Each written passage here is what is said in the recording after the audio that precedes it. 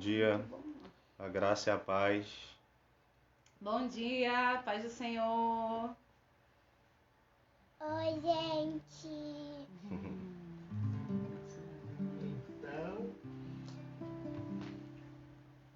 Quem for chegando, vai dando um oi, vai compartilhando a nossa live. Bom dia, bom dia. Quem foi que chegou aí? Não tô enxergando. Jéssica, irmão Lau, sejam bem-vindos.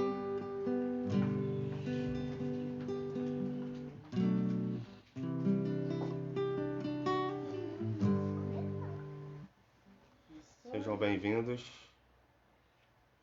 Vamos começar. Já já a nossa irmã Heloísa vai estar orando para a gente começar a celebração a Deus nessa manhã, tá bom?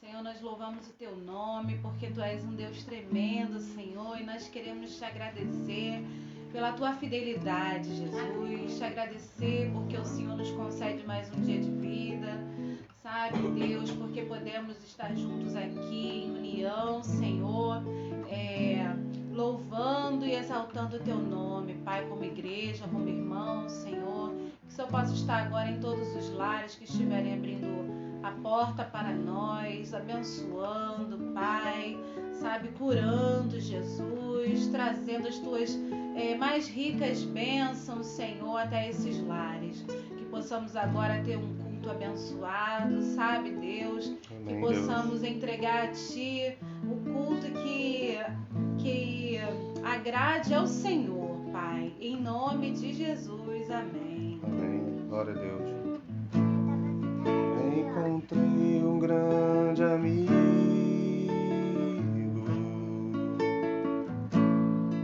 ele é filho de Deus Pai, o seu nome é Jesus Cristo, e nele a gente pode confiar, a gente pode e deve confiar.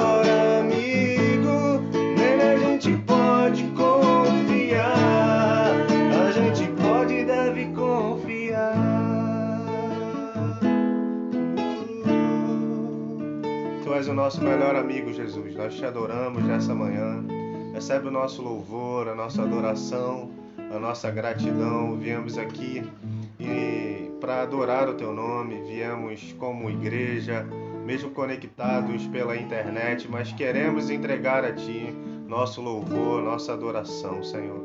Ó Pai, nós te bendizemos o teu nome nessa manhã, pedimos que, Senhor, venha falar aos nossos corações através dos louvores, através da palavra, que a tua mão esteja se movendo sobre cada vida, onde esse culto chegar, que a mão do Senhor possa tocar. Nós te oramos em nome de Jesus.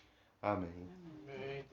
A próxima canção diz que de todas as provas que eu já passei, é bem difícil, Senhor. Todas as provas que eu já passei, é bem difícil, Senhor, a gente ter que ouvir acusações.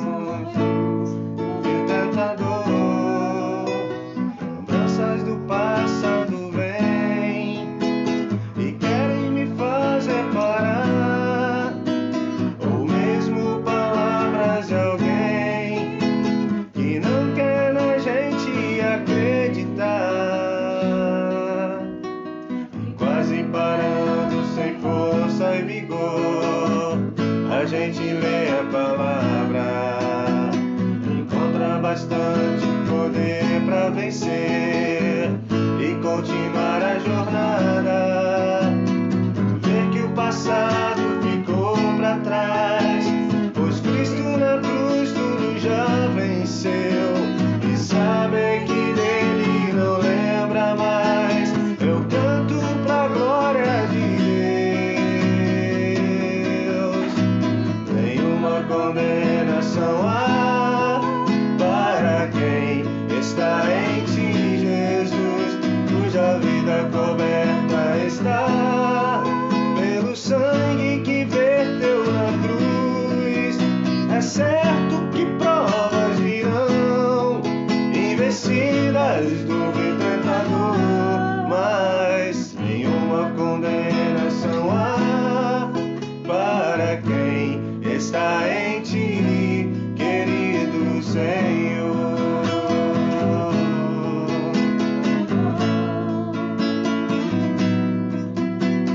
E todas as provas que eu já passei, é bem difícil, Senhor, a gente ter que ouvir acusações do vil tentador. Ver que o passado ficou para trás, pois Cristo na cruz tudo já venceu. E saber que dele não lembra mais, eu canto pra glória de Deus. Nenhuma condenação há para quem está em ti, Jesus, cuja vida coberta está pelo sangue que verteu na cruz. É certo que provas virão, investidas do vil tentador, mas nenhuma condenação há para quem está em ti, querido Senhor.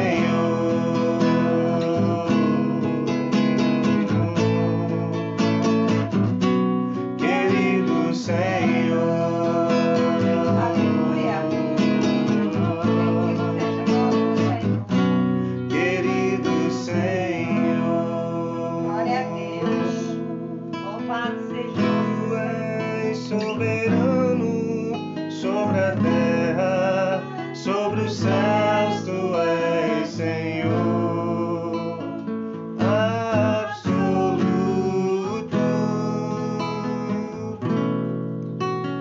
Tudo que existe acontece, tu sabes muito bem.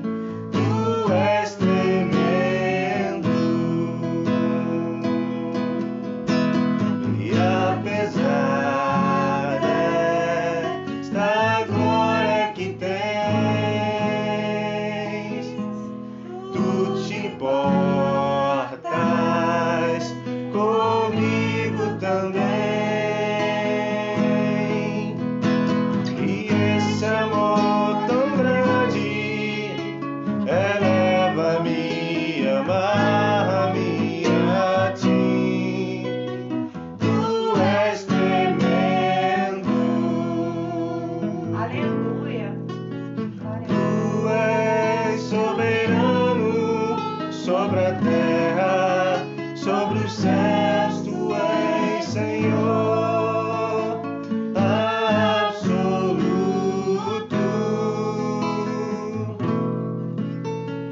Tudo que existe acontece, tu sabes muito bem. Tu és tremendo, e apesar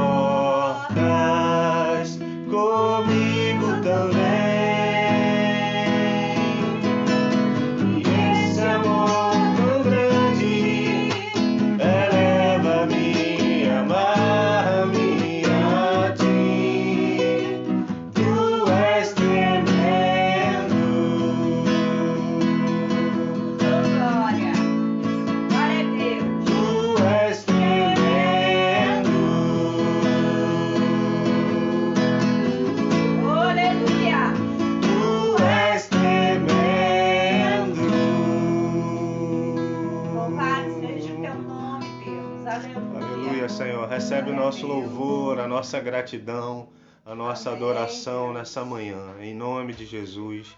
Amém. Antes da gente começar a ministração da palavra, estou sabendo que a irmã Kátia Evaristo está ficando mais nova. Então eu queria convidar aqui o presbítero Edson, que vai estar orando, agradecendo a Deus pela vida da nossa irmã Kátia Evaristo. Vem cá, presbítero Edson, orar pela irmã Kátia Evaristo, que aniversaria hoje.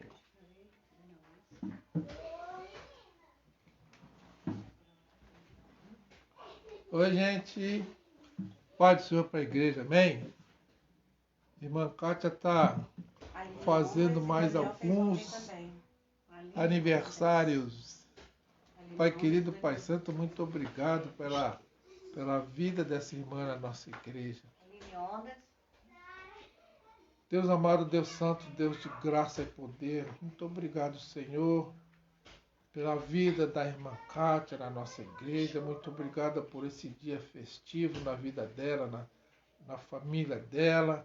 Amém, dia que o Senhor abençoou com essa beleza, o sol aberto.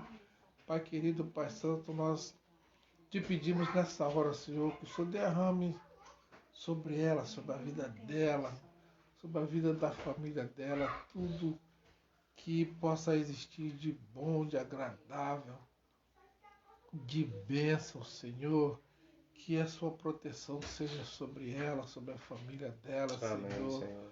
Abençoa, dirige, conduz a irmã Kátia, Senhor. Abençoa a vida dela. Amém, e nós te pedimos nessa hora, em nome de Jesus, nós te pedimos e te agradecemos. Amém. Muito obrigado, Senhor. Amém. Amém, Senhor. Amém. Glória a Deus. Também a minha sogra e minha esposa Heloísa falaram aqui também que irmão Daniel, da nossa igreja aqui de Vila Norma, e irmã Aline Ondas também aniversariaram. Depois de ler o texto bíblico dessa manhã, quando eu estiver orando, vou orar por vocês também. Irmã Aline Ondas e irmão Daniel, tá bom? Vamos ler o texto que está lá na segunda carta de Paulo aos Coríntios, no capítulo 2, versículos 12 a 14. Então nós leremos a segunda carta de Paulo aos Coríntios, continuando a exposição bíblica da segunda carta de Paulo aos Coríntios. Então o texto nos fala sobre as marcas de uma vida vitoriosa. É sobre isso que nós vamos falar nessa manhã, as marcas de uma vida vitoriosa. O texto diz: quando cheguei a Troade para pregar o evangelho de Cristo, vi que uma porta se havia aberto para mim no Senhor. No entanto, não tive tranquilidade no meu espírito, porque não encontrei o meu irmão Tito. Por isso, despedindo-me deles, parti para a Macedônia.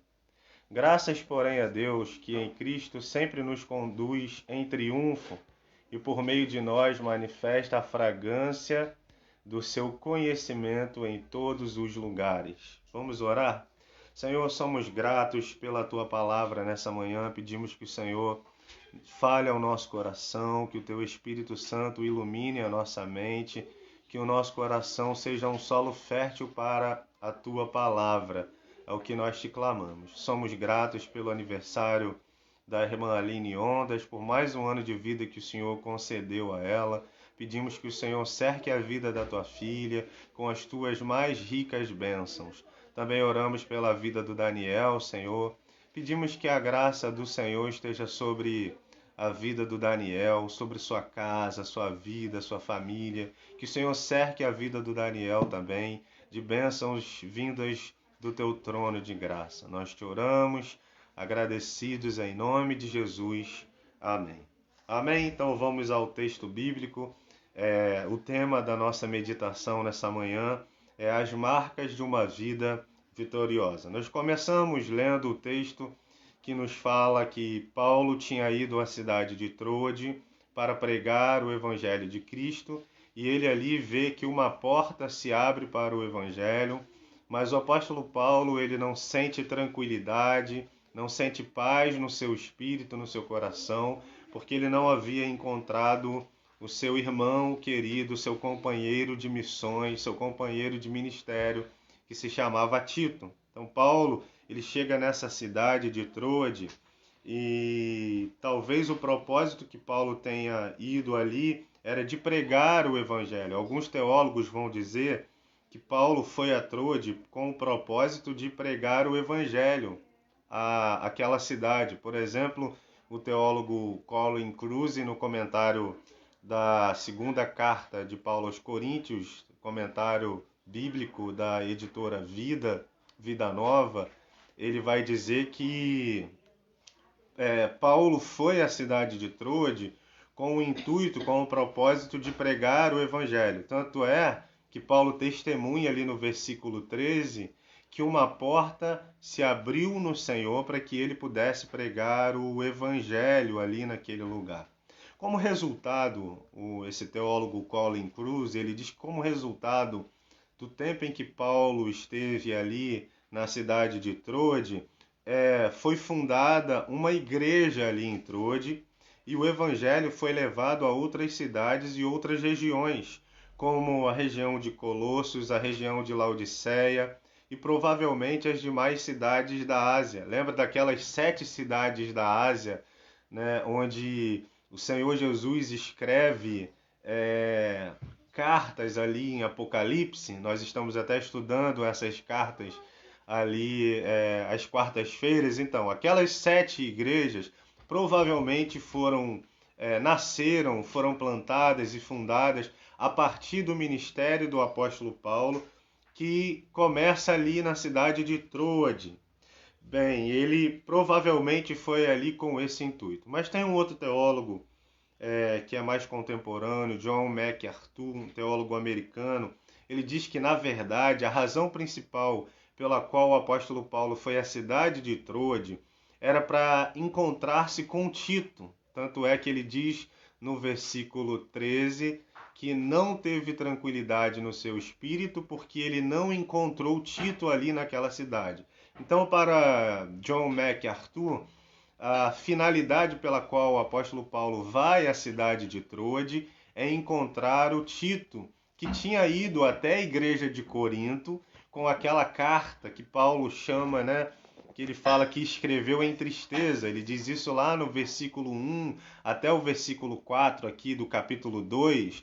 Paulo diz que escreve uma carta a essa igreja, a tal chamada de carta severa, que foi uma carta que ele escreve com lágrimas em seus olhos e tristeza no seu coração, pelo fato da igreja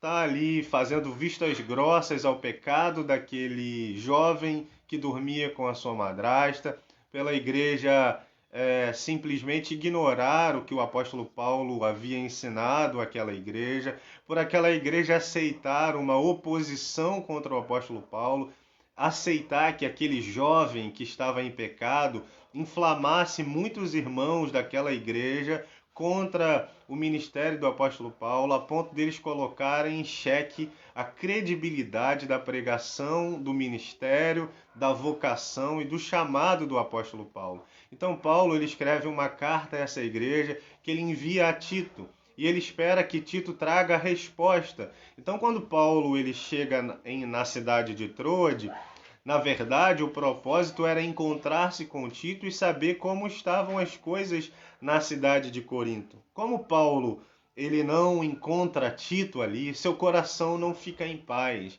E ele então parte em direção à Macedônia, que é o texto que nós acabamos de ler e de meditar. Esse texto dos versículos 12 e 13 diz que Paulo então ele parte em direção à Macedônia, porque ele não encontrou paz no coração, porque não achou Tito ali. Então Paulo, ele descreve a tristeza no seu coração pelo fato de Tito não estar na cidade, pelo fato dele não saber se a igreja havia acatado aquilo que Paulo tinha orientado a igreja a viver, a igreja de Corinto. Era uma igreja que Paulo amava muito, apesar de ser uma igreja que dava muito trabalho ao apóstolo Paulo. Paulo amava aquela igreja porque Paulo tinha plantado aquela igreja, Paulo começou aquela igreja estava no coração do apóstolo Paulo. Então Paulo, diante dessa tristeza, dessa angústia, ele parte para Troade, e Paulo diz isso nessa carta à igreja de Corinto. Mas é interessante que ao mesmo tempo que ele fala dessa tristeza que ele tem no coração, ele salta para o versículo 14 dizendo: graças, porém, a Deus, que em Cristo sempre nos conduz em triunfo. Ele sai desse tom de tristeza, ele sai desse tom de angústia, ele sai desse tom, na sua escrita, desse tom de melancolia, de tristeza e angústia no coração, para um tom de triunfo, para um tom de vitória, para um tom de celebração no Deus que lhe conduz em triunfo. E é sobre isso que eu queria falar, mais especificamente sobre esse versículo 14. As marcas de uma vida vitoriosa. Um teólogo chamado Ray Stedman, no seu livro A Dinâmica de uma Vida Autêntica, ele diz aqui sobre esse trecho, é um comentário que ele faz sobre esses versículos 14 em diante aqui da segunda carta de Paulo aos Coríntios. Ele cita 5 marcas de uma vida vitoriosa. E nessa manhã eu queria compartilhar com você apenas 2 marcas de uma vida vitoriosa, e no próximo domingo nós falaremos sobre as outras 3. A primeira marca de uma vida vitoriosa, ou de uma vida cristã vitoriosa, é o otimismo indestrutível. O versículo 14, Paulo diz: graças, porém, a Deus, que em Cristo sempre nos conduz em triunfo. Por meio de nós, manifesta a fragrância do seu conhecimento em todos os lugares. Então, Paulo, ele dá graças a Deus, porque Deus sempre conduz ele e conduz a todos nós cristãos em Cristo Jesus em vitória, em triunfo. Então há um tom de otimismo. Note que os versículos 12 e o versículo 13, Paulo está num tom de melancolia, Paulo está num tom de tristeza, Paulo está num tom de angústia. Ele diz que não encontra Tito em Troade, mesmo com a porta aberta para pregar o evangelho ali. Ele está triste, está angustiado, está inquieto dentro de si. Ele não encontra paz no coração para continuar a pregar ali na cidade de Troade. Mas de repente no versículo 14 Paulo diz: graças, porém, a Deus, que em Cristo sempre nos conduz em triunfo. Se há tristeza, se há angústia, ele se levanta com otimismo e diz: graças a Deus, porque esse Deus nos conduz em triunfo. É um otimismo indestrutível. A marca de uma vida vitoriosa é que esse cristão, esse crente, ele tem um otimismo indestrutível. Se por um lado Paulo relatou nos versos 12 e 13 que ele estava inquieto, preocupado, com sentimentos avassaladores dentro dele, sacudido por fortes ventos e fortes emoções, brotaram no coração do apóstolo Paulo um hino de louvor a Deus. Ele declara: graças a Deus que nos conduz em vitória. O teólogo Ray Stedman, ele diz que uma marca inconfundível do cristianismo radical é uma vida cheia de gratidão, mesmo em meio às provações e dificuldades.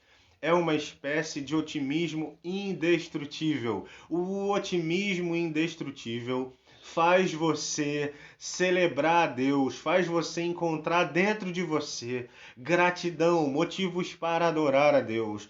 Um otimismo indestrutível, ele te faz uma pessoa otimista. O cristão que é conduzido por Deus em triunfo, em vitória, ele é um otimista por natureza. Ele não deixa as má notícias, ele não deixa as intempéries da vida, ele não deixa as enfermidades, as angústias, as ansiedades tomarem conta de sua vida e destruí-lo. emocionalmente ou espiritualmente, ele sabe que Deus o conduz em triunfo. Ele é um otimista, ele tem otimismo dentro dele. Ele é como Josué, ele é como Caleb, quando Moisés, lá no livro de Números, no capítulo 13, ele envia 12 espias até a cidade, até a terra que Deus lhe havia prometido. Eles então entram na terra de Canaã. Aqueles 12 espias voltam para o encontro do povo de Deus, Israel, e no arraial do povo, eles dizem para Moisés e para toda a liderança e para todo o povo de Israel. 10 deles disseram: olha, a terra tem gigantes. É verdade que a terra mana leite e mel, como Deus disse, mas há gigantes naquela terra. E nós vimos aos nossos próprios olhos, nos vimos como gafanhoto diante daqueles gigantes. Esses homens, esses 10 espias, eles valorizaram demais as dificuldades, eles valorizaram demais as intempéries, eles valorizaram demais as adversidades que se levantaram contra eles. Mas Josué e Caleb disseram: eia, subamos e possuamos a terra que Deus nos entregou, porque foi Deus quem entregou essa terra em nossas mãos. Então Josué e Caleb foram otimistas diante das adversidades, diante das dificuldades, diante dos gigantes que eles enfrentariam. Josué e Caleb se levantaram com um otimismo indestrutível. E é interessante que Deus então promete uma terra a Josué e a Caleb, e eles entram daquela geração. Você sabe disso, porque você lê a Bíblia. Só Josué e Caleb pisaram na terra prometida. O resto daquela geração, que foram contaminados com aquela palavra negativa dos 10 espias, porque Israel não entrou na terra prometida, não foi porque Deus castigou Israel. Eles não entraram porque eles não acreditaram, eles não creram na palavra de Deus, não creram na promessa de Deus, eles não tiveram otimismo, eles se levaram pelo negativismo. E então, por esse negativismo, acreditaram ser impossível dominar aquela terra e conquistar aquilo que Deus havia dito que daria a eles. O pessimismo deles, o negativismo deles, não permitiu que eles entrassem. Eles decidiram não entrar na terra. E por isso vagaram por 40 anos no deserto, até que uma nova geração se levantou, junto com Josué e Caleb, e possuíram a terra, porque Josué e Caleb tiveram um otimismo indestrutível. Josué e Caleb, eles eram homens de fé, homens de uma fé inabalável, homens que se levantaram diante da adversidade e disseram: é possível, tudo é possível ao que crê. Tudo é possível ao que crê. Eles creram nisso, creram na promessa do Deus que faz promessa e que é fiel em cumprir as suas promessas. A vida cristã, irmãos, é uma vida vitoriosa, apesar das circunstâncias adversas que nos sobrevêm. Então, por que, se há circunstâncias adversas na nossa vida, por que nós devemos ser otimistas? Por que, como cristãos, mesmo diante das lutas, das adversidades, das tentações, das provações, das intempéries da vida, por que devemos ter otimismo? Devemos ter otimismo porque é Deus quem dirige o nosso destino. É Ele quem trabalha para que todas as coisas cooperem para o nosso bem. Nenhum fio do nosso cabelo pode ser tocado sem que Deus saiba, permita ou tenha um propósito em nossa vida. O cristão, ele não... Com isso eu quero dizer o seguinte, estou falando de que na nossa vida há adversidade, há sim, há luta, há sofrimento. Sim, passaremos por isso, sim. Mas o cristão, ele não cultua o sofrimento, nem tem prazer na dor. Ele não é um masoquista, ele não é alguém que diz: ai, fica valorizando a dor. A dor vem, o sofrimento vem, mas ele não valoriza a dor, ele não valoriza o sofrimento. Pelo contrário, ele glorifica a Deus apesar do sofrimento. É isso que Paulo e Silas fazem no meio da sua prisão, lá em Atos capítulo 16, quando eles estão pregando, estão com as costas feridas porque receberam uma quarentena -1, 39 chicotadas. Eles estão ali e, ao invés de valorizarem a dor que estavam sentindo, a aflição, a angústia, a prisão, o sofrimento pelo qual eles foram submetidos, eles não valorizaram aquele sofrimento, eles valorizaram a Deus, eles glorificaram a Deus. À meia-noite eles louvaram a Deus. Da mesma forma, Jó, quando Jó recebe a notícia de que seus filhos morreram, seus 10 filhos morreram, sua fazenda se queimou, seus bens se foi, de que tudo havia se perdido, Jó rasga as suas vestes e adora a Deus. Ele disse: nu vim do ventre da minha mãe e é nu que voltarei para lá. O Senhor Deus deu, o Senhor Deus tomou, bendito seja o nome do Senhor. O cristão não valoriza a dor, mas no meio da sua dor e do seu sofrimento, ele encontra forças para glorificar a Deus. Isso se chama otimismo indestrutível. Seja um otimista, irmão. Diante de suas lutas, tenha otimismo. Saiba que nenhum fio do seu cabelo, que nada acontece na sua vida por acaso. No dia que você entregou sua vida a Jesus, ele se tornou Senhor da sua vida. Ele controla na sua vida, não é o acaso. Sua vida não está jogada aí pelo vento da vida. Você não anda segundo a música do Zeca Pagodinho, deixa a vida me levar, vida leva eu. Não é a vida que te leva, mas é o Senhor da vida que governa a sua vida. Ele é Senhor da sua vida. E se Ele é Senhor da sua vida, meu irmão, se Ele é Senhor da sua vida, nada na sua vida acontece por acaso. Por isso, diante da dor e do sofrimento, encontre forças em Deus para glorificar a Deus. Seja um otimista, em nome de Jesus. Segunda marca da vida cristã vitoriosa é o sucesso constante. O que Paulo diz no versículo 14 é: graças, porém, a Deus, que em Cristo sempre nos conduz em triunfo e por meio de nós manifesta a fragrância do seu conhecimento em todos os lugares. Graças a Deus que sempre nos conduz em triunfo em Cristo, é por meio de Cristo.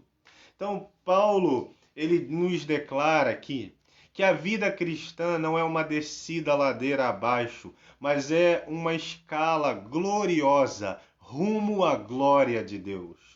Quando Paulo diz que a vida cristã é uma vida de sucesso constante, por que Paulo diz que a vida cristã é uma vida de sucesso constante?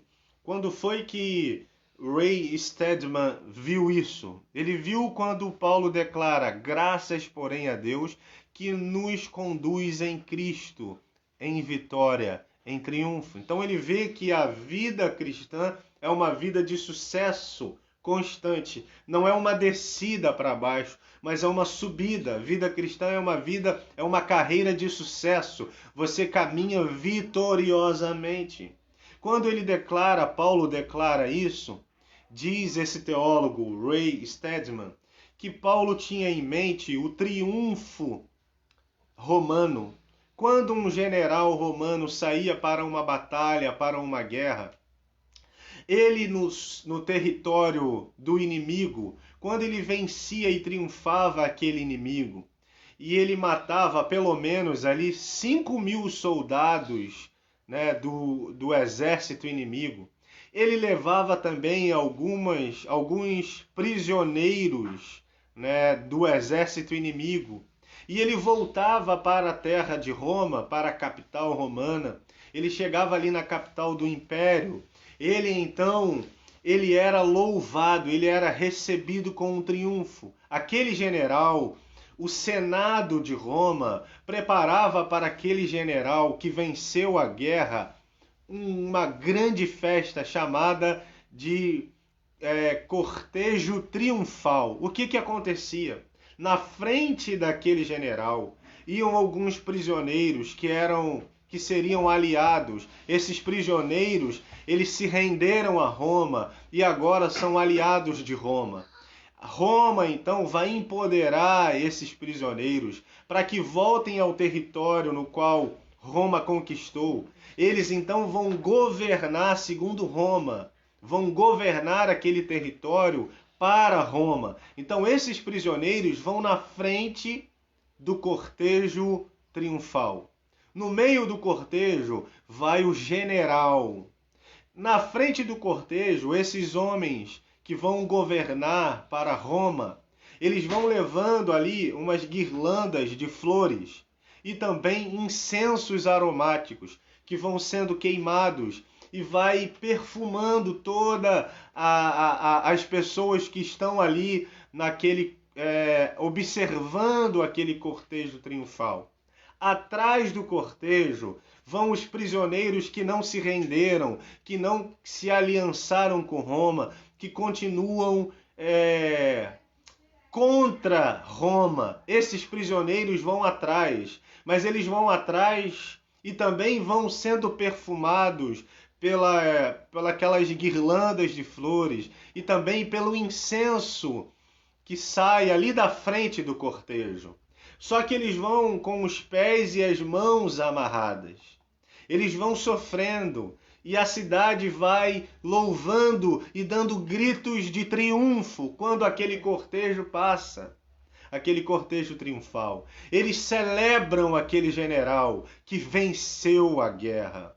Bem, o cheiro do incenso para aquelas pessoas que estavam na frente do cortejo era cheiro de vida, porque eles serão poupados, eles viverão, voltarão para o território e governarão para Roma, se aliançaram com Roma. O mesmo cheiro do incenso para aqueles que estão lá atrás no cortejo, acorrentados nas mãos e nas pernas, para eles esse cheiro é cheiro de morte para a morte. É o que Paulo declara aqui. Ele diz no versículo 14, e por meio de nós manifesta a fragrância do seu conhecimento em todos os lugares. Versículo 15, porque nós somos para com Deus o bom perfume de Cristo, tanto entre os que estão sendo salvos, como entre os que estão se perdendo.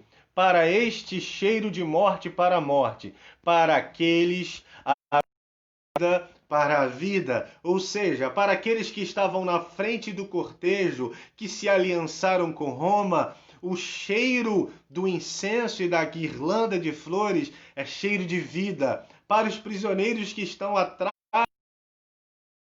o mesmo cheiro, o mesmo aroma é aroma de morte para a morte. Alguns estudiosos vão dizer que esse cortejo termina com a morte lá atrás, que são jogados, né, ali para serem comidos por animais. É assim que termina o cortejo. Paulo, quando diz que Deus está em triunfo, Paulo está dizendo que Deus, o nosso Senhor, o nosso Jesus, porque Ele nos conduz em Cristo, Ele declara que Jesus é o nosso general. Ele é o general que triunfou sobre o diabo, sobre o pecado, sobre a morte e que conduz o cristão em vitória. E Ele nos fala aqui de 3 pontos interessantes que eu queria terminar citando. Que é Deus quem nos conduz em triunfo. O primeiro ponto diz que é Deus quem nos conduz em triunfo. Versículo 14 diz isso: graças, porém, a Deus, que em Cristo sempre nos conduz em triunfo. A nossa vitória, o triunfo que vivemos e vivenciamos, as vitórias que recebemos nas nossas lutas do dia a dia, nos nossos enfrentamentos, né, contra o pecado, seja contra os gigantes que se levantam na nossa vida, contra as adversidades que enfrentamos. Nosso triunfo vem de Deus. É Deus quem nos conduz em triunfo. Não é a nossa força, não é o nosso braço, não é a nossa sabedoria, não é da maneira que lutamos, não são nossas estratégias que nos dão vitória, mas é Deus quem nos conduz em triunfo. Quando Davi chega no campo de batalha, ele vê o gigante perguntando: tem homem aí para descer e lutar comigo? Quando Davi vê isso, ele diz: eu vou lutar. E quando ele entra na guerra, né, ele decide lutar aquela guerra, porque aquela guerra, disse Davi, é a guerra de Deus, não é a guerra do exército de Israel. Ele não estava ofendendo o exército de Israel, o gigante não estava afrontando o exército de Israel, mas ele estava afrontando o Senhor dos exércitos. Por isso Davi entrou na luta. Ele entra na luta sabendo de quem é a luta. Ele entra na luta sabendo que a luta é do Senhor dos exércitos. Quando ele chega diante do rei Saul, ele diz: ó rei, acalma teu coração, eu vou lutar. E ele fala: menino, você não tem como vencer esse gigante. Ele diz: tem sim. Porque eu cuido das ovelhas do meu pai. E uma vez um leão veio atacar as ovelhas do meu pai. Deus entregou o leão em minhas mãos. Depois vem o urso. Deus entregou o urso em minhas mãos. E assim como Deus entregou o leão e o urso, ele entregará em minhas mãos esse gigante. Davi vai para a luta com a consciência de que quem vai dar vitória, quem vai dar triunfo a ele é Deus. Não são suas habilidades. Por isso ele rejeita a armadura de Saul. Saul manda botar a armadura em Davi, não dá em Davi, Davi fica desconfortável, ele fala: não são com as suas armas que eu vou ganhar essa guerra, mas é em nome do Senhor. Quando Davi pisa no solo de guerra, no campo de batalha, ele diz assim: tu vens contra mim com escudo, lança, espada, mas eu vou contra você, não com armas, eu vou em nome do Senhor dos exércitos. E o fim da história você sabe, o gigante caiu, porque gigantes foram feitos para cair. Então é Deus quem nos conduz em triunfo. Segundo ponto que o versículo 14 nos ensina, que é por meio de Cristo que somos conduzidos em triunfo. Graças, porém, a Deus que em Cristo sempre nos conduz em triunfo. Em Cristo. O triunfo, a vitória, é Deus quem nos dá, mas é por meio de Cristo. É por meio do Senhor Jesus que a vitória vem para a nossa vida. Fora de Jesus não há vitória. Toda vitória, toda bênção passa. O reverendo Hernandes Dias Lopes, ele diz que todas as bênçãos que possuímos estão em Cristo Jesus. Ele ainda acrescenta dizendo que a única forma de um cristão ser aceito por Deus, ser aprovado por Deus e ser conduzido por Deus em vitória é através de Jesus. Jesus é o general.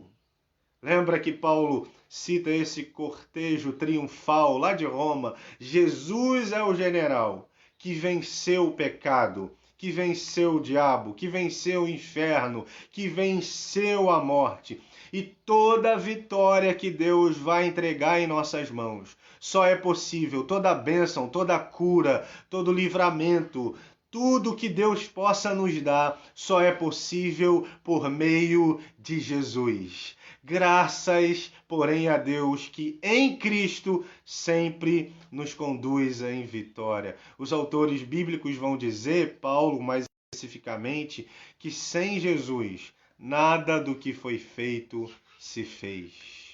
Nada do que foi feito se fez. Paulo diz isso lá em Colossenses no capítulo 1. João também diz isso, que tudo que veio a existir veio por causa de Jesus de Nazaré.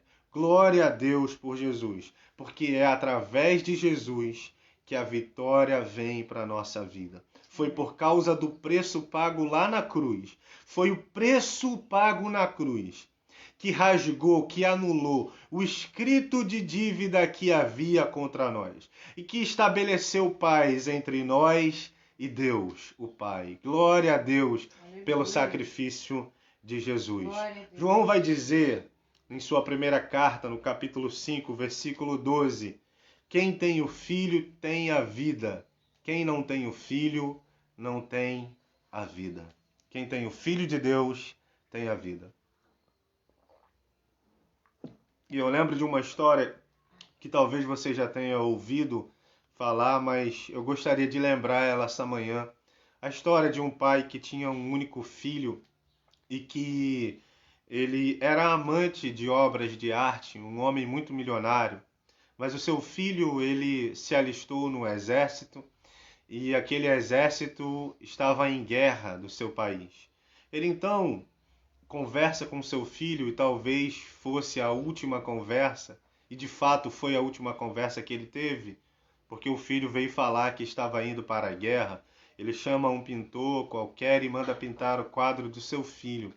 E aquele menino então vai para a guerra e morre.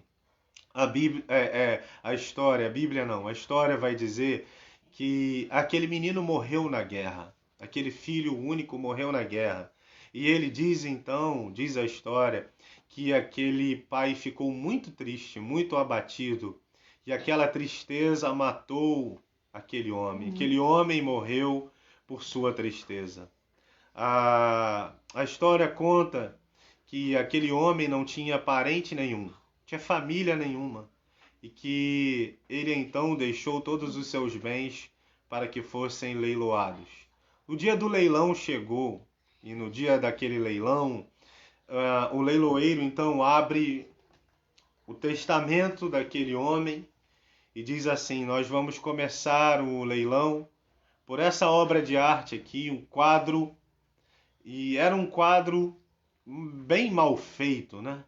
Porque era um quadro de um pintor qualquer, mas era o retrato do filho daquele homem.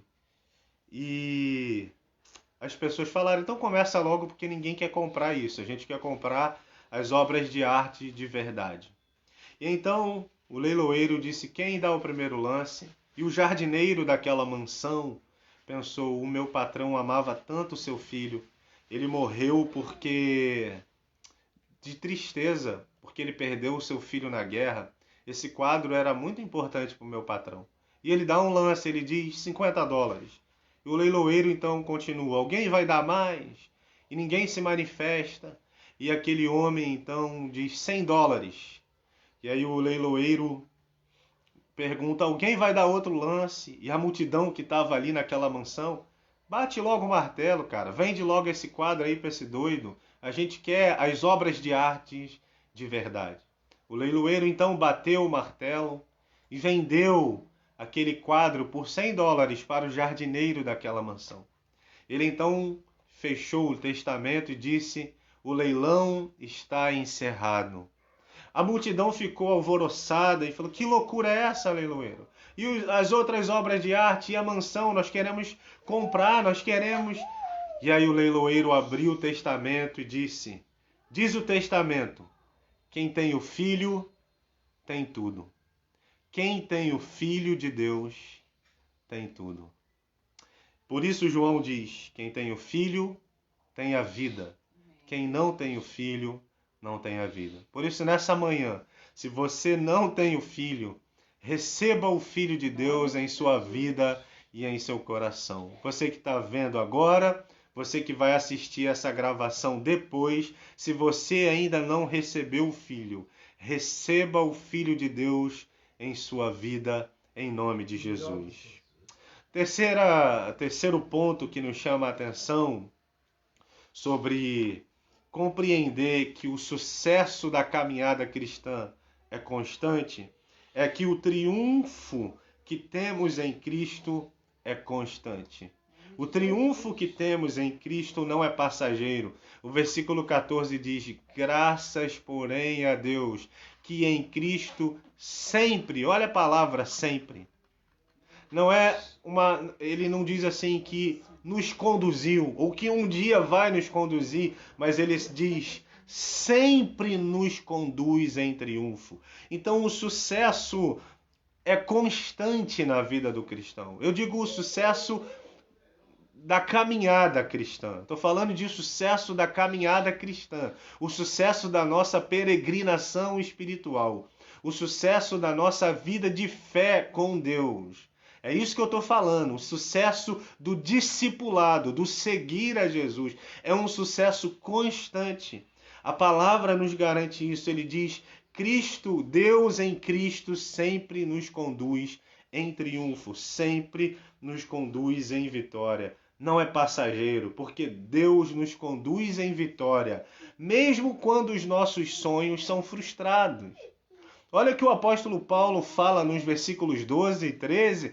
Paulo está meio frustrado. O tom dessa carta, no versículo 12 e versículo 13, é de frustração.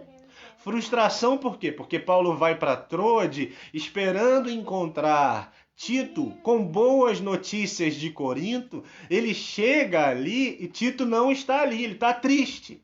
Mas mesmo diante dessa tristeza que Paulo está descrevendo, ele cita o versículo 14 dizendo: graças, porém, a Deus que em Cristo sempre nos conduz em vitória. Ou seja, Deus nos conduz em vitória, mesmo quando nos frustramos, mesmo quando nossos projetos, nossos planos desmoronam, Deus ainda continua nos conduzindo em vitória. Porque nossos sonhos podem se frustrar.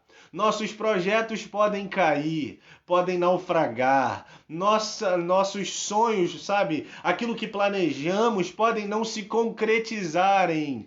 Mas o que Deus planeja para nós vai se concretizar. O que Deus planeja para nós vai ser triunfante, porque Ele não é homem para mentir, nem filho do homem para que se arrependa. Quando Ele entra numa batalha, Ele entra para nos conduzir em vitória. Glória a Deus, porque Deus em Cristo Jesus sempre nos conduz em vitória. Teus planos podem se frustrar? Podem sim. Mas apesar de suas frustrações, Deus te conduzirá no plano e no propósito que Ele tem para você. Porque o propósito e o plano de Deus jamais se frustrarão. Jó disse: eu sei que tudo podes, e que nenhum dos teus planos se frustrarão. Jó sabia disso. Nós também devemos saber, irmãos, que os propósitos de Deus para a nossa vida jamais se frustrarão. Por isso, seja um crente otimista. Por isso, seja um crente que saiba que na sua caminhada de fé o sucesso é garantido. Deus te conduzirá segundo o propósito que Ele tem para a sua vida. Ele te conduzirá em vitória. E Deus nos conduz em vitória mesmo quando intentam o mal contra nós. Foi o que aconteceu na vida de José. Para encurtar o papo, você sabe que José tinha sonhos de Deus para a sua vida e que os seus irmãos venderam José como escravo para o Egito. Você sabe que as coisas na vida de José começaram a ir de mal a pior. Quando tudo parecia que ia melhorar, ele vai para a casa de Potifar, começa a se dar bem como administrador de bens de Potifar, mas de repente a mulher de Potifar levanta um falso testemunho contra José e por causa disso ele vai parar na cadeia. Mas então você sabe que ele sai da cadeia porque ele consegue decifrar sonhos